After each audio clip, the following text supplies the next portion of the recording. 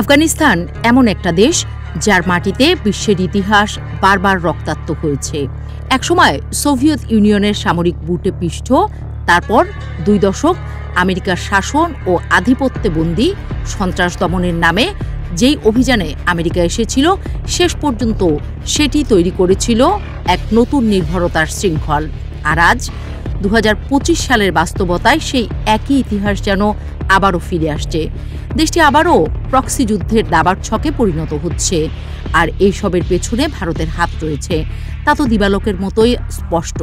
আফগানিস্তান কি বুঝতে পারছে না যে সামরিক কিছু সুবিধার বিনিময়ে ভারতের পাতা ফাঁদে পা দিচ্ছে তারা? সম্প্রতি আফগান ভূখণ্ড থেকে পাকিস্তানের সীমান্তবর্তী একটি জেলায় হামলা হয়েছে। ঠিক সেই সময় তালেবানের ভারপ্রাপ্ত পররাষ্ট্রমন্ত্রী দিল্লিতে ছিলেন। এই পরিস্থিতি দুইটি বিষয় একই সঙ্গে ইঙ্গিত করে, কাবুল এখন আর নিরপেক্ষ নয়, বরং ধীরে ধীরে হয়ে উঠছে অন্যদের কৌশলগত খুঁটি।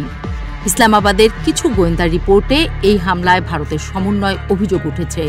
যদিও এইসব দাবি বিবেচনার অপেক্ষায়, তবুও বাস্তবতাটি অস্বস্তিকর। একটা ভূখণ্ড ব্যবহার করা হচ্ছে আঞ্চলিক প্রতিদ্বন্দ্বিতায়। ইতিহাস আমাদের দেখিয়েছে বিদেশি শক্তির দাবার মাঠে পরিণত হওয়ার ফল এর আগেও কিভাবে পেয়েছে আফগানরা।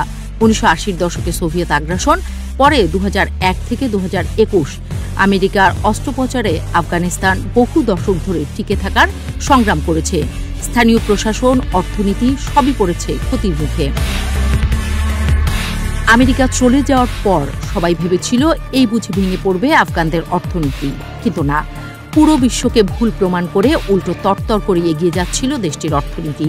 পুরো পৃথিবী যখন ফুলে ফেপে ওঠা নতুন আফগানিস্তানের দিকে তাকিয়ে অবাক, সেই সময় যেন আবারও সেই পুরনো ফাঁদ। ভারতের এই কূটচালে পাকিস্তানও বিপদে, কারণ এতে তাদের সামরিক, অর্থনৈতিক ও রাজনৈতিক দুর্বলতা বাড়বে। সীমান্ত নিরাপত্তায় অতিরিক্ত ব্যয়, শরণার্থী বোঝা এবং কূটনৈতিক জটিলতা, এসব পাকিস্তানকে দুর্বল করবে। ফলে অঞ্চলের ভারসাম্য পাল্টাবে, কিন্তু টেকসই শান্তি নাই হয়ে যাবে এই অঞ্চল থেকে। সবচেয়ে বড় উদ্বেগটি হলো এই কৌশলগুলো মুসলিম দেশগুলোর মধ্যকার ভ্রাতৃত্বকে চ্যালেঞ্জ করবে। যখন কোনো মুসলিম ভূখণ্ডকে আঞ্চলিক খেলায় ব্যবহার করা হয়, তখন সহযোগিতা ও সংহতি ভেঙে পড়ে। পুরো মুসলিম উম্মাহ থেকে আলাদা হয়ে পড়বে আফগানরা।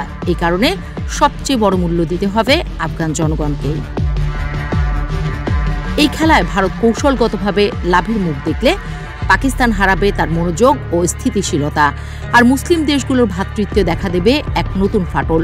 সবকিছুর পরও এই রাজনৈতিক খেলায় কে হারবে সবচেয়ে বেশি? উত্তরটা স্পষ্ট, আফগানরাই। তাদের সার্বভৌমত্ব, তাদের ভবিষ্যৎ আর তাদের অস্তিত্ব এখন সবচেয়ে বেশি ঝুঁকির মুখে।